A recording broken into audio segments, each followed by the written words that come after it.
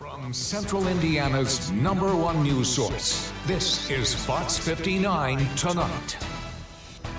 Well, good evening. Thank you for joining us here on Fox 59 Tonight. I'm Cameron Ridle. We appreciate you downloading our new Fox 59 Now streaming app on your smart TV. That's on Roku, Apple, and on Fire TV, and subscribing on YouTube. Make sure you hit the subscribe button so you never miss any of the conversations that we have every night here at 8 o'clock. This is going to be a fun show today because look who is in the studio. I got these two in here at the same time, Samantha Douglas and Whitley Yates.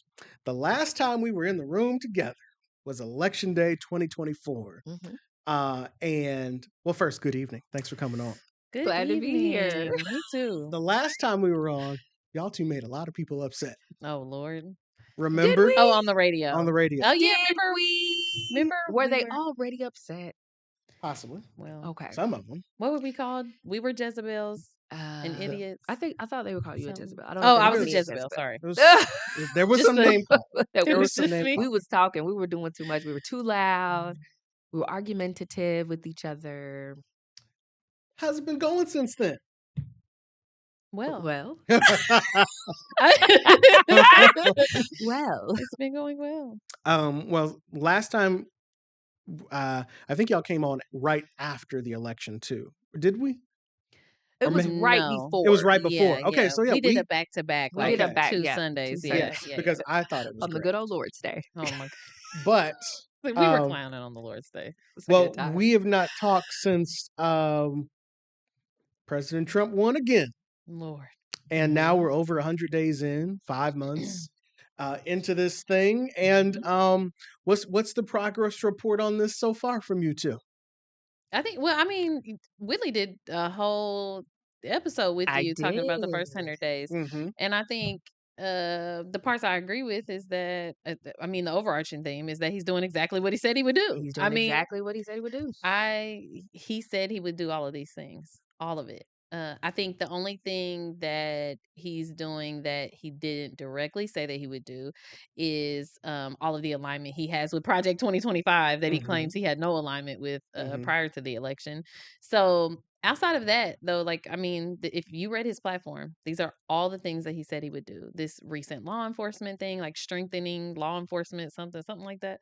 That was in his plan. The immigration stuff in his plan. All this stuff was in his plan, and half of the country voted for it. Apparently, a little over half, right? Enough to get him the election. So that's where we're at. Millions and millions of people. voted for Kamala Harris looks relaxed. She's been out on the town it. Yeah, chilling, and people are Dancing. asking, yeah. well, where are you at now? She's where you told her to go, to California. I was gonna say it's tough too, though. Like, how can you what do you expect her to do? What is she supposed to be doing?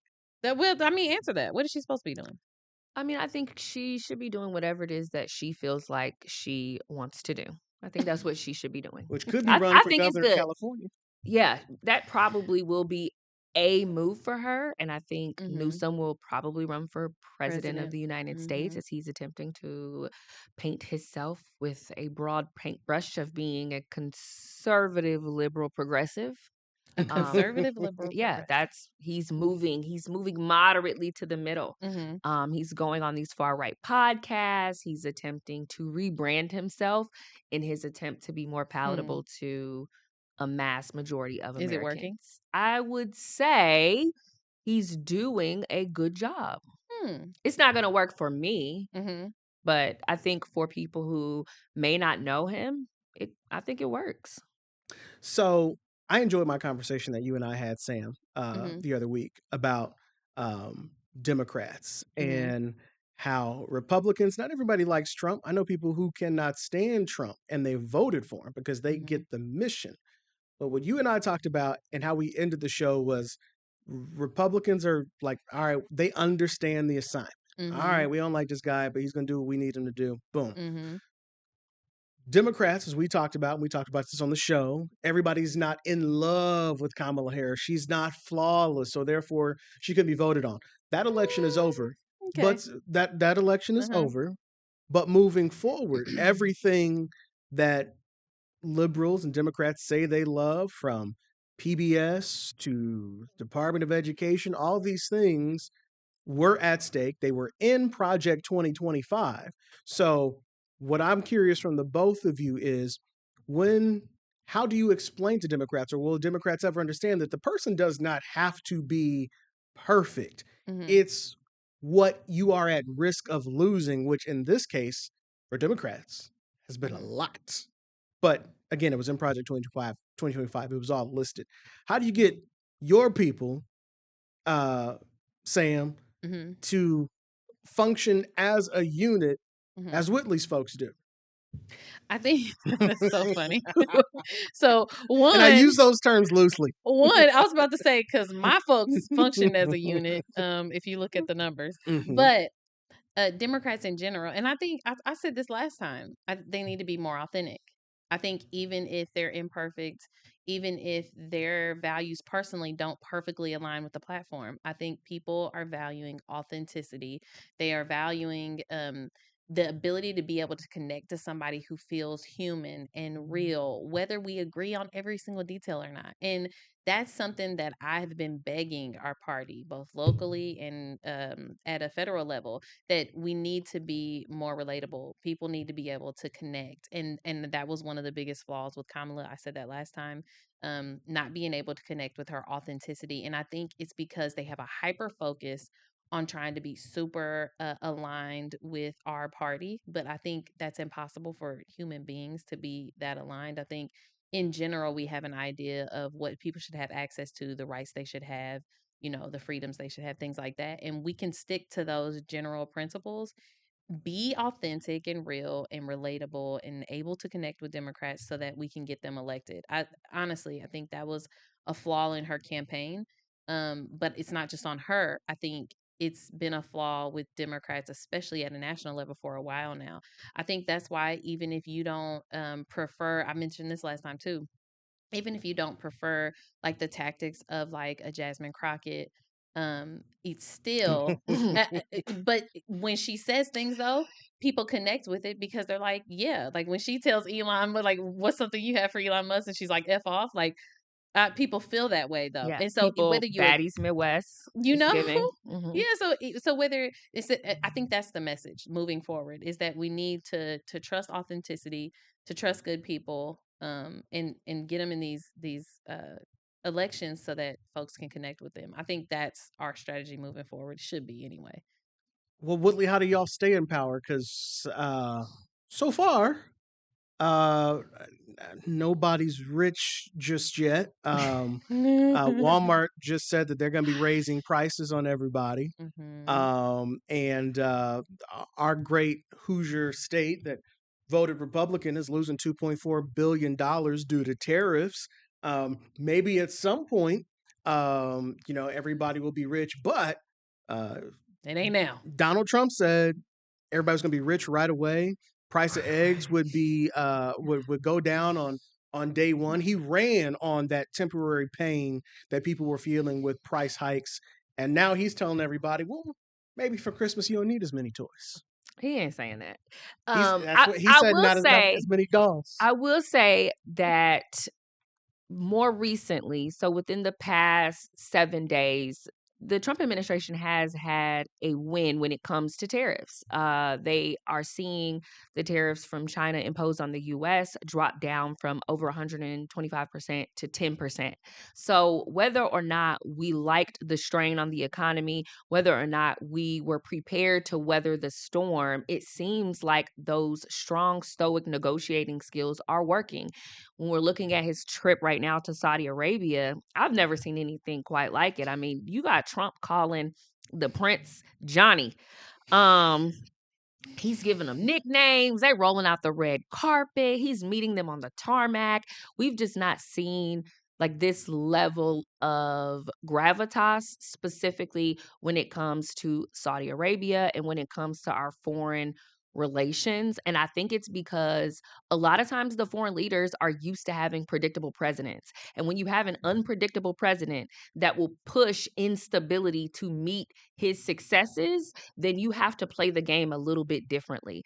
And so it is working on some things, but it could be a big problem if you have somebody that calls his bluff. It could be an even bigger problem if you have a country or a nation that feels like they have something to prove and they have the military to prove it, and then we end up in a war. So I think you have to be really careful about how you negotiate and the way in which you utilize, your diplomatic presence and your decorum to get things done. So, Hmm. so a couple of things here. Um, where does one begin with the tariff stuff? Because yes, okay, he had some wins this week, but the issue is if you're running a business such as I do, and I'm looking at trying to order buses in the next 6 months, or Mhm. in the next year, because it takes 6 months for them to get built sometimes.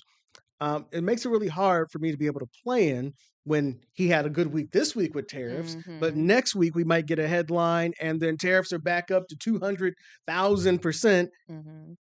So I hear you. Yeah, this week was good, but how can we stabilize this? I mean, I think that's what people want and that's what people desire to make the most money, but that's what a free market is. It's free. And the way in which you move and engage with the market is going to be volatile up and down, depending on what's happening. Looking at some of the executive orders that were pushed out this week, I'm wondering how the pharmaceutical industry is about to balance the volatility that's coming from this Hmm. administration. Specifically, we're living in a state that is dominated by pharmaceutical manufacturers. And Hmm. so, Mhm. how is this executive order going to impact the jobs here? How is it going to impact the infrastructure and the economic development that's going into some of these projects when these companies will not be able to utilize prices and price gouging to be able to make profit? Let's go to you, Sam. Let's go state now. Mhm. Do we have a Democrat party still in Indiana at the state level? And I say that because you've got people who are in statewide offices that even Republicans don't like. So how do they keep winning? I guess this goes back to my question of where's your people at? First of all, I just want to say to my fellow Democrats, you see the position you put me in? Okay, that's one. Don't know what Two, that means. the fact that you can pose that question means that there's some mess at the state level that they need to handle. I keep Hmm. saying this. We need to handle our stuff uh internally, right, with our own folks, because it makes for a terrible foundation to build on. And what we're seeing is years of that. We're seeing the results of years of that. It's hard to organize on top of that. It's hard to build on top of that. And so it's just stuff we're going to have to address. Yes, we do have a Democrat Party statewide. Okay. We just got new leadership that, I'll say this. We just had our SEC meeting, the first one since their election over the weekend. And it was tense. It was passionate conversations. But one of the things that I really loved is that you saw democracy in action, even behind closed doors. And that was impactful. Things didn't just go like the way that you would expect them to go. Things weren't just passed through just because leadership said that it should. And we were able to get some wins, get some compromises, but ultimately work together, hopefully to create a stronger party here in Indiana. So go to the city level now. Hmm. Joseph Hogsett could be running for a fourth term.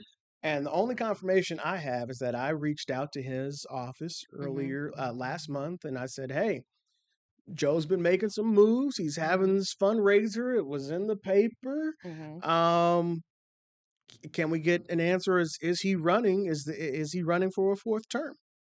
And this is after Joe Hogsett told me more than once at Hmm. that second term that 2 was enough and then 3 was enough.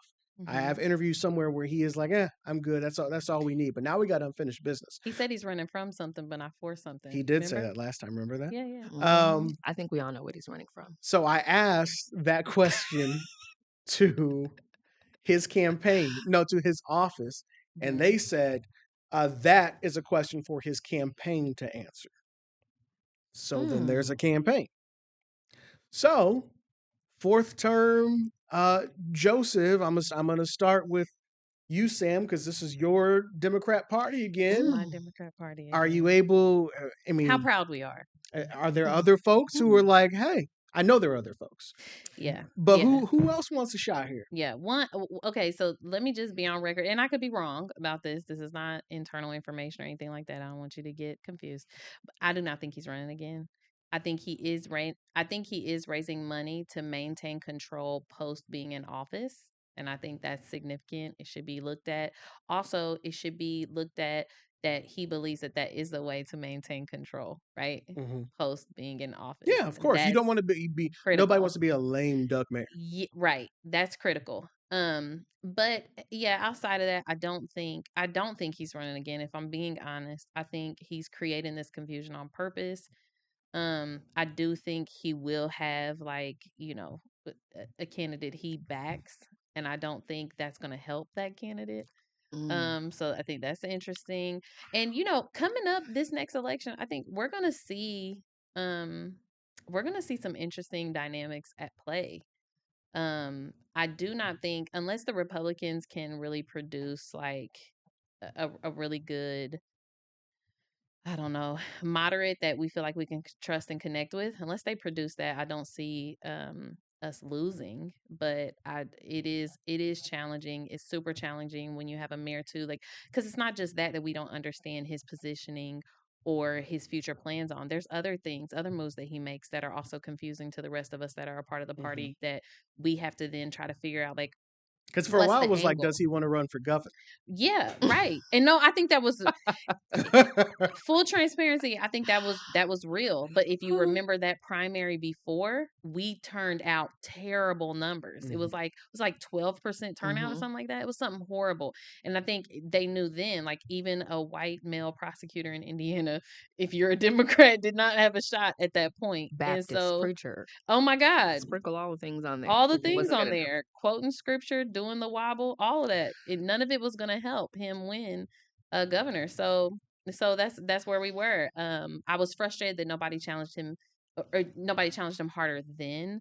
I think there were opportunities then to really get somebody else in that seat had we planned better to do so. Mhm. So yeah, there needs to be some transparency, some collaboration, some trust internally to really start planning long term and what this looks like.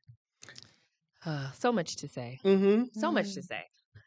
Going back to state Democrats, you cannot be a super minority and be messy. Mm. You don't have the room for that. You can't be a super minority and then malign your party through leadership or through having these issues when you're caught speaking. Like, you don't have room for that. And so, in a party that's attempting to build a greater resonance and hold larger leadership positions, these types of mistakes as a minority are very detrimental. When it comes to the city level, you're a super majority. So Mhm. you have that room where, I mean, I don't know what Hogs has been doing lately. I'm sure you don't either. I do have a bubble on the side of my tire from the way that these roads have not been maintained. However, I made a video and magically a week and a half later, the pothole I made the video about was filled. So I know somebody's doing something.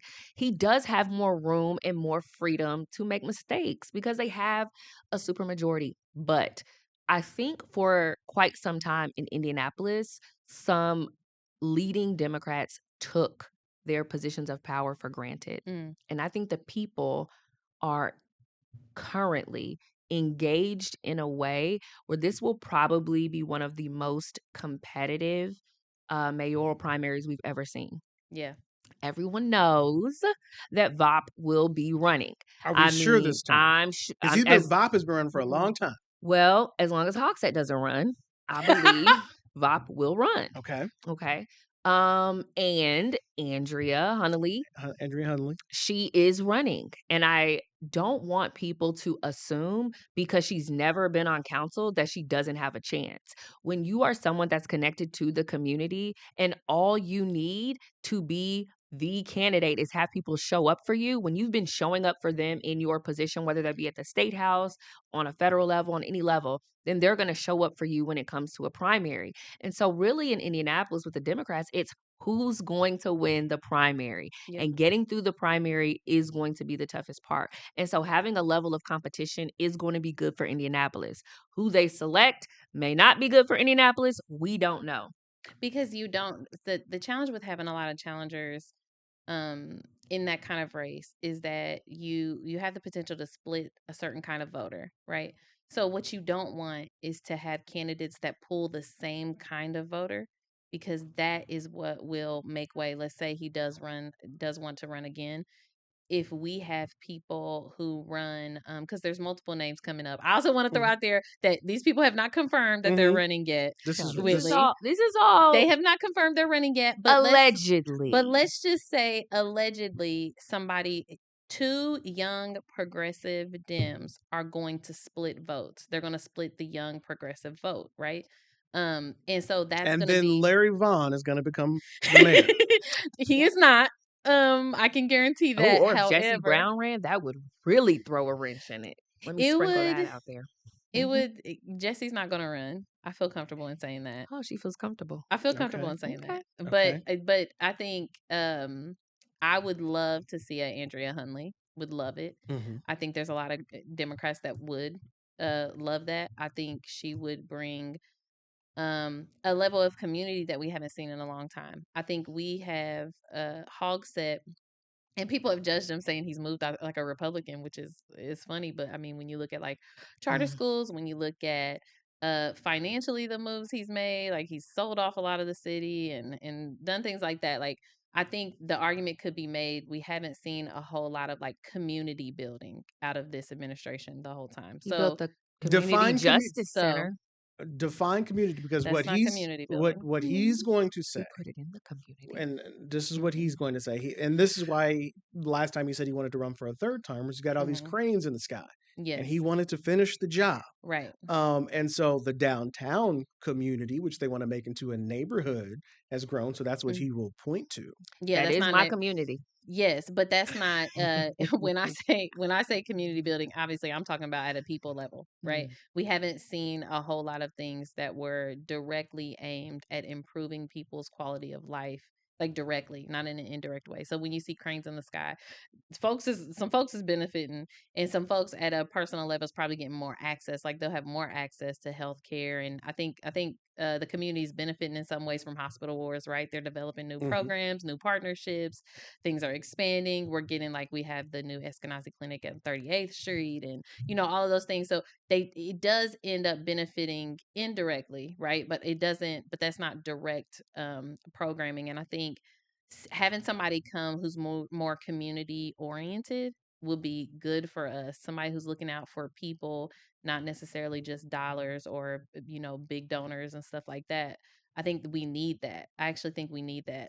Anytime the pendulum swings one way, it doesn't necessarily have to swing all the way back the other way, but you kind of need it to recover, some of those things that you lost during this other period. And unfortunately, we've had a bit too long of Hogsett's administration. And I'm just going to say that as a Democrat, because we need something else. We need something else. So what I'm hearing is from you, Sam, Mhm. it won't be Joe Hogsett, Mm-mm. but it will be a Democrat to be mayor.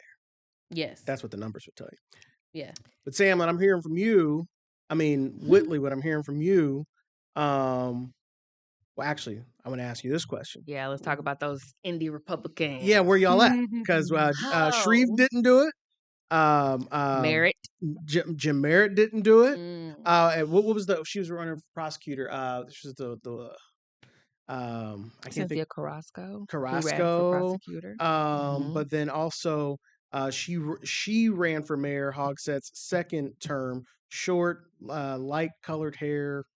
What was her name? It's a woman. I don't know who you're talking We'll about. circle back to that. Okay. There's a I'm trying to there was a remember. woman in the mix. She didn't do it. So my point with that is Listen. they weren't ready for a woman candidate either. What you got? Listen. Dear Shreve found a spot. He found a job. Yeah, he's in Congress.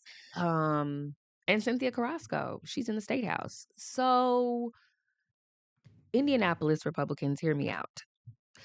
We cannot utilize, this is my opinion, we cannot utilize running for mayor of Indianapolis to build name ID to go on to something else. Treat. No, not just Shreve. I don't think he planned that, guys. Like, I don't think he planned him spending $13 million as someone that worked on that campaign. It was definitely not planned, but that's the way that cookie crumbled. But time and time again, I do believe that has happened in Indianapolis in particular. Running for mayor and running for Congressional District 7. We're not utilizing this for name ID. What we need as Republicans in Indianapolis is someone who can govern a city that is predominantly Democratic, which means any far fringe right, it's not going to work. Right. And so we have now realized you cannot just hop in the race at the last minute because you owned a sandwich shop and thought that it was going to be a good idea. You cannot hop in the race because you are a long-standing senator that has a portion of Indianapolis and feel like that's good enough to become mayor of Indianapolis. And you cannot hop in the race with exorbitant amounts of money and then still think that that is going to be enough. So if time in office isn't enough, if procuring the provisions and having the money to run is not enough, what is it going to take? It's going to take someone that genuinely wants the city to change and that has been doing the work already, building relationships in the community already. Whoever is planning to run for mayor of Indianapolis should be working right now if you're planning to run as a Republican in Indianapolis. You should be out at any and everything. You should be learning the nooks, crannies, and crevices. Like a city councilor? Yes, like a city councilor. You should know where the biggest potholes are. You should know where the biggest problems are. You should know where streets get flooded when it rains too much because the infrastructure is poor. You should know all of that already. You should not utilize your campaign then to try and figure those things out. And I think for Republicans, we're starting too late and we need to start now. And also, we've lost a lot of our donor base because they don't feel like we have a chance. So you're already in an uphill battle. So you need to be working now. And you need to be doing the necessary work to be able to govern a city like Indianapolis. I was just totally curious. We're going to take a commercial break in a second, but I was totally just curious because I'm trying to remember all of who has run against Joe Hogsett. Here you go. Back in 2015, only Democrat that ran against Joe Hogsett was Larry Vaughn. We love that for you, Larry. And he got 3,000 votes. So, which is, I mean, you know, come on. Yeah. Oh my God. And then to I think the point that you're making, Whitley, this is 2015. Who are these people? Jocelyn Sandy Adonde, as name we recognize. Rest Terry her Michael. soul. Yes. But these other names, where you at? Who are you? And where have you been since? Of course, we talked about Jim Merritt. And then in 20, what was this? There's Denise Paul Hatch. How'd that work out? Is she also free? bless her soul? Oh, rest her soul or bless her soul? Bless Oh, her oh, soul. bless her soul. Bless Yeah, not no, bless her she's soul. Bless. She is on the prayer request. She's on the prayer request She list. had She's on the prayer list. She had to go sit down for a little while. She had to go sit down for a little bit. Yeah. Which now she became our constable after that, and won. Got elected. Yeah. Yep. You guys voted for that. Yeah. That did not pan out. And now we have a new constable in Kenneth Allen. Nevertheless, here's your candidates from the last time around: Robin Shackelford, Bob Kern, Greg Merriweather, friend of the show, Cliff Marsiglio, and Larry Vaughn. Again, always persistent, that Larry Vaughn. And Jefferson Treve, who we talked about, who has found some employment in the government somewhere. Federal government. Yeah, he's moved up. Congressman. Yeah. Congratulations. DC. He's actually was in the news recently.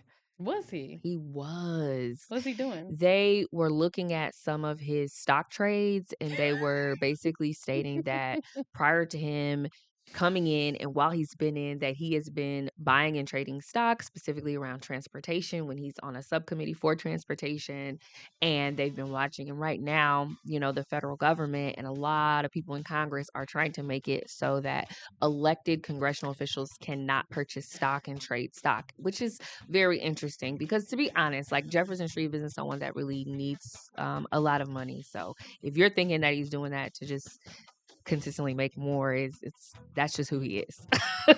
He's where the money resides. We got more good conversation coming up here. We're going to talk about the death penalty in Indiana. That is something that could be coming in a couple of days for one person who's up in the prison there in Michigan City. And we're going to also talk about refugees and deportations. I thought deportations were in, refugees were out, but there's company. Oh, man. And we'll talk about why a lot of people are upset about that, with more of Fox 59 tonight coming up.